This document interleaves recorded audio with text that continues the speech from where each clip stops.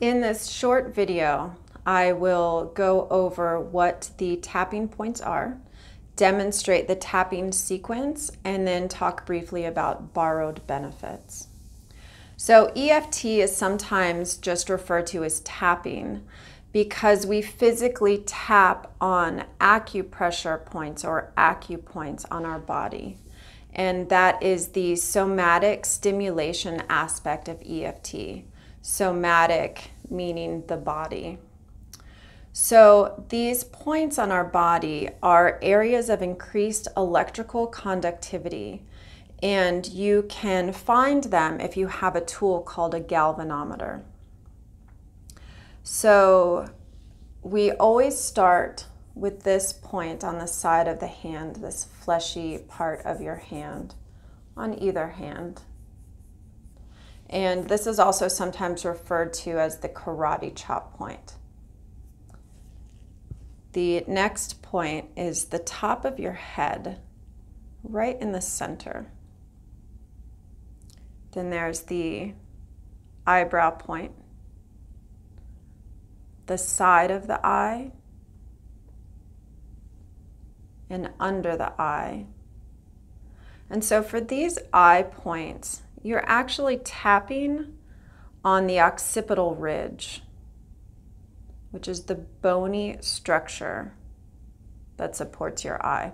So you're not tapping out here on your temple or down here on your cheek. You're actually on the bony part. So after the eye area, we tap under the nose, right here, under the mouth, and then the collarbone point. And now for this point, you're not tapping on that bony protrusion right here, and it is on either side. There is the triangle space underneath that actually might feel a little tender, and that is where you tap, in that indentation. And then the last point is the under the arm point. And this is about 4 inches under your armpit. It's also referred to as the bra line point for women, that area where your bra goes. So the sequence of the points doesn't really matter. They're actually doing clinical trials right now to try to figure out which point does what. For now, we just tap through all of the points. I've had a client that had a big breakthrough or release going from this point to this point. I had another client have a release going from this point to this point. So we just tap through all of them. And you may find that other people using EFT start at the eye, go through and end back up at the head. Some people don't use the head point at all. Some people add additional points, like there's an under the chest point. And so for me, I actually do like the top of the head point because I've always found that it's kind of like a, hey, like, come back to your body. So I do include that one. And you'll find what works best for you. Some people tend to have favorite points that they prefer. There are also points on your fingers. So this thumb point is right where your fingernail meets the side, meets your skin on the side of your thumb. So you would tap right there. And then the side right here of your pointer finger, your middle finger. Actually have you skip the ring finger and go to your pinky finger. And so these points can be especially helpful to know if you are out somewhere in a meeting and you are noticing some emotional intensity that you would like to tap on and you don't want to tap on your face. So the sequence that I use in session is after tapping on the side of our hand, we'll start with the top of our head. So tapping lightly there, 5, 6, 7 times. And going to the eyebrow point, the side of the eye, under the eye, under the nose, under the mouth, the collarbone point, and then under the arm.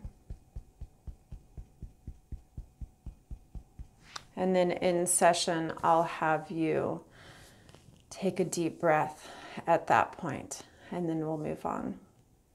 So also in session, you'll notice that I tend to just go down one side of my face. I think that I do that so that I'm not covering my mouth as I'm talking so that you can hear me better.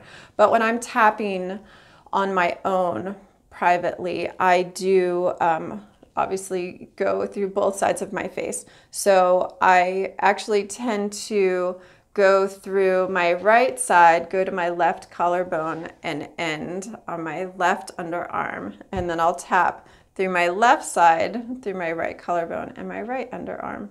And so you will just find what works best for you.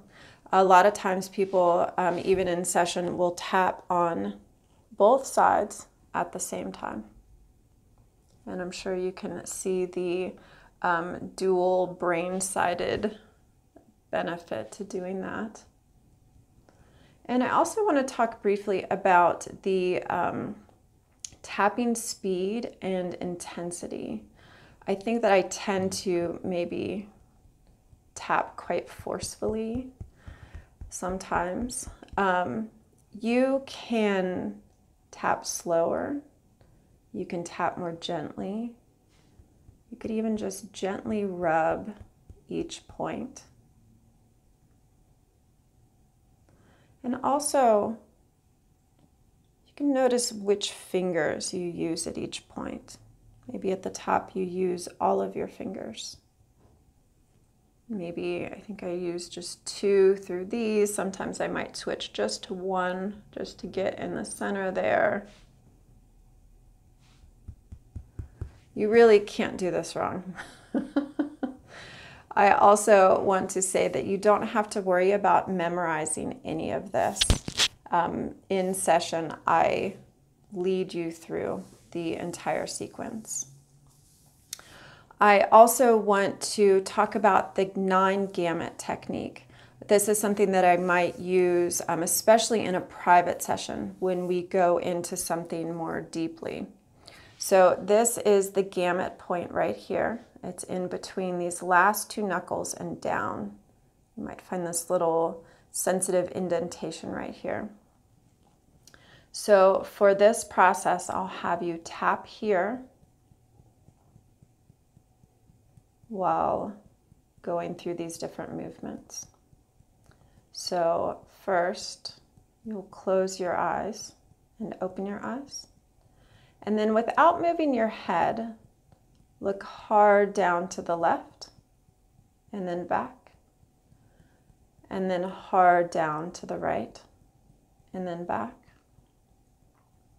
And then without moving your head, draw a big circle just with your eyes in one direction. Really looking as far out as you can.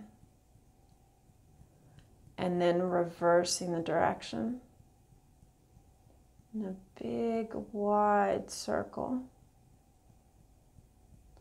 And they're finding that sometimes we have emotional trauma memories stored in our peripheral vision, or we can access it through that. And so sometimes I may have you do additional circles, quicker, slower, maybe really focusing in one corner.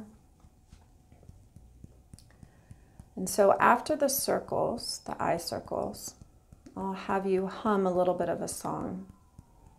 And then I'll have you do a math problem, or usually counting backwards. So count backwards from 22 to 17, all while continuing to tap on this gamut point. So 22, 21, 20, 19, 18, 17. And then I'll have you hum again. And then at this point, we would continue at the top of the head and move through those points. And so you can kind of get a sense of how that really is utilizing both sides of our brain in this rewiring and processing the emotional intensity. So that is called the 9 gamut technique. So the last thing that I want to talk about is borrowed benefits, because I do facilitate a lot of group session. And so they have proven now that when you tap for an hour, you are reducing your cortisol, which is your stress hormone, your cortisol level, by 24%. So even just being in the group and continuing to tap, you are lowering your cortisol level. But they're also finding that as you're tapping along, so let's say in this group session, somebody else is now the focus of the tapping. They're tapping through their personal memory, the emotions that they're feeling, their limiting beliefs. And you will continue to tap on your own body, and you can focus on what you're working on at the time. And you will still get the benefit. You'll borrow the benefit from tapping along. But you might also find, because I think that we have so many similar things, that as you're tapping along, as they're processing their phrases and their emotions that come up, their feelings in their body, as you're noticing your body's reactions to them and tapping through them, you're also helping to process it in your body. So those are 2 different techniques that you can use in the group session by continuing to tap along, either focusing on your own thing that you're working on, or by really noticing as the other person is the focus, which of their phrases, emotions, things that they're dealing with are bringing up the emotional intensity in you and tapping through them. So thank you so much for watching this, and I look forward to supporting you on this path. I'll talk to you soon.